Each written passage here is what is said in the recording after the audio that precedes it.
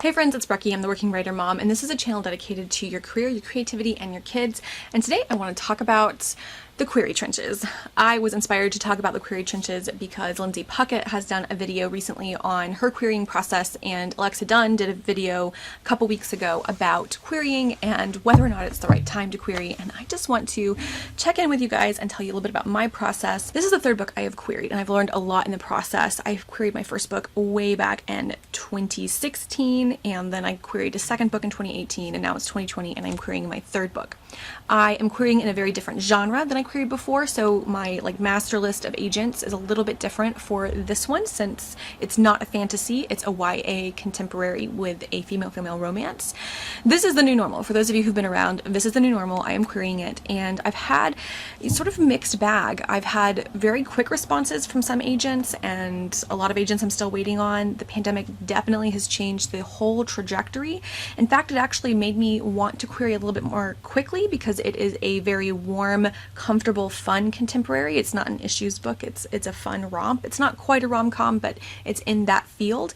And I just quite haven't found the agent that works. But I want to give you a few numbers to kind of talk about my experience with this specific novel. So I've queried 30 people, and my goal was to try to query 50 or less, just because if I wasn't getting any good feedback, if I wasn't getting any energy around it, it meant that there was something that wasn't working. If I wasn't getting any bites, it meant that the query wasn't working or there was something wrong with the first pages, and so I wanted to be able to gauge that and fix it. Now, I did my first round of queries back in February. I did a massive revision of the book over the summer when I realized that things just weren't quite working and I wanted to pause. And so I was able to do that. I got a great CP. Her name is Kate Robertson. I was able to read her book, which I loved.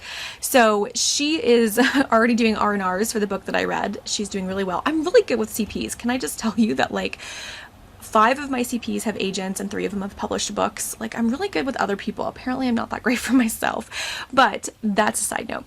And so I did do a massive revision and did launch a sort of more aggressive querying after the revision because I felt much more confident with where the book was.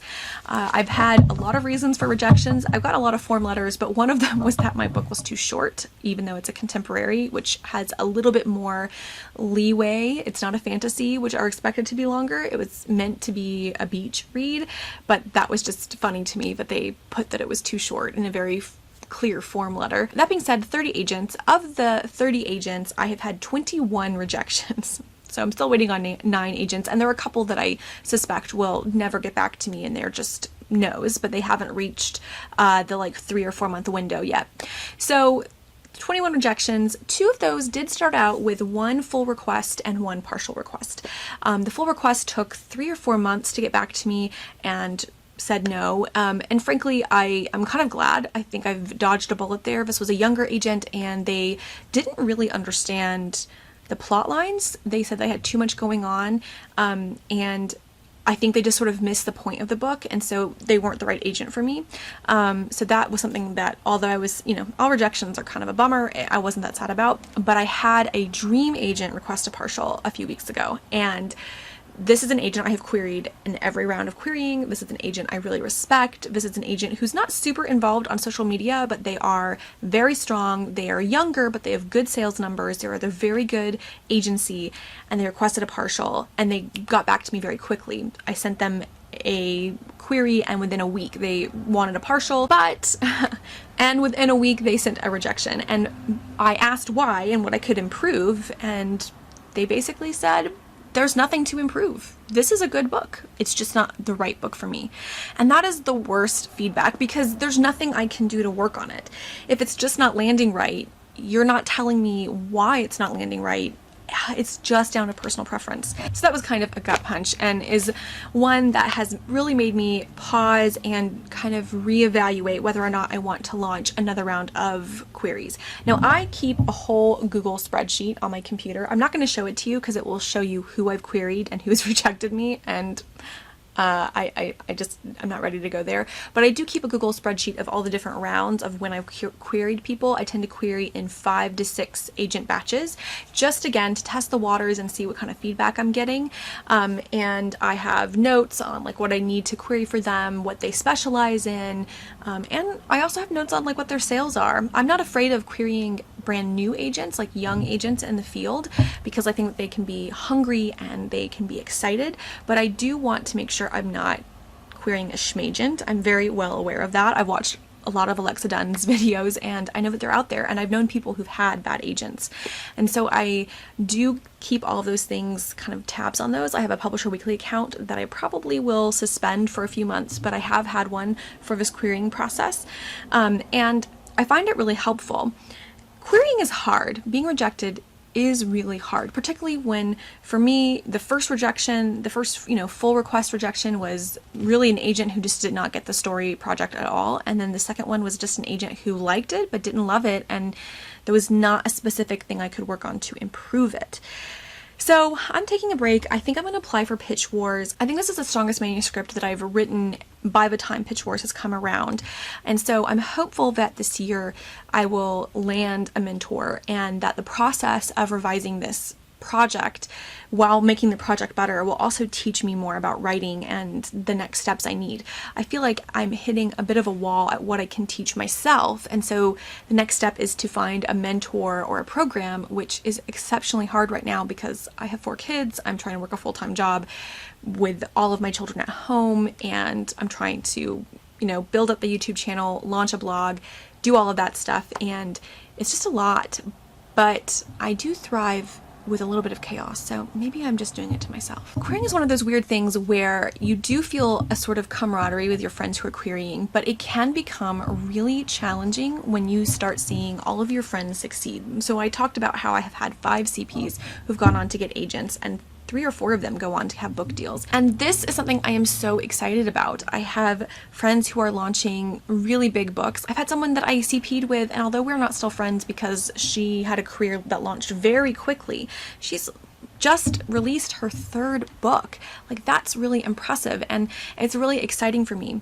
But I would be lying if I didn't say I have a little bit of jealousy. Why it is that I'm so good at editing other people's work and apparently not good at editing myself, I don't know.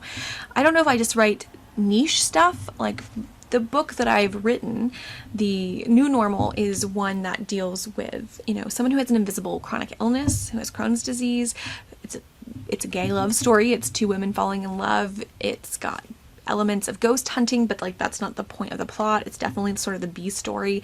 It's got a really fun best friend. I mean, I thought it would be a really fun story, but maybe it does have too many elements. I don't know. I'm going to do a whole video on crippling self-doubt, so you'll get to see that. But querying is hard because it makes you rethink whether or not you've written a good story. It makes you rethink whether or not you're ready. It makes you rethink whether or not you're worthy. And that, as a woman, is something I really struggle with. Am I good enough? And is this rejection of this art that I've created a rejection of me?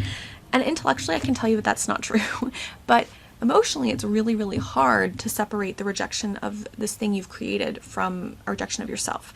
And you have to really grow a thick skin, and you have to kind of, they say always work on the next project. And to some degree, yes, always have another project you're working on. But also, it's okay to step back and be like, this is hard and this is disappointing. I'm allowed to feel disappointed, and I'm allowed to take a break. So if you're in the query trenches, 1, come find me on Twitter. I'm at RuckyWrites, or on Instagram, I'm at the WorkingWriterMom, or at WorkingWriterMom. There's no "the" in there. And tell me how your experience of querying is going. Like, let me know. Tell me in the comments, what is your querying experience like, and how are you feeling about it? Because it's hard, man, and we make a lot of jokes about it, but it is like death by 1,000 paper cuts. If you're somebody who's taking a break from querying because the pandemic has made this whole landscape really challenging, let me know.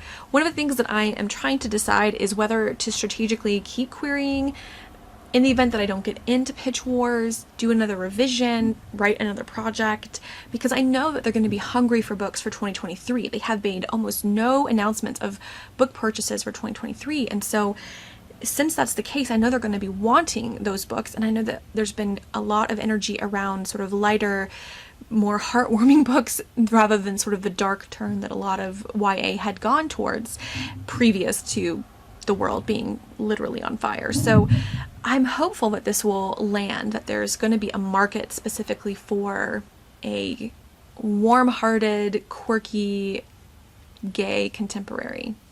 I really hope that there is a market for that specifically. Comment down below and let me know what you're querying and how that process is going. And friends, don't forget to like this video and subscribe to this channel if you want to be a part of this conversation, and let me know that this is the kind of thing that you want to see. I hope you guys are all doing really well. I hope that your querying experience is a good one, that you find that right agent that works for you. And I will see you guys very soon. Bye.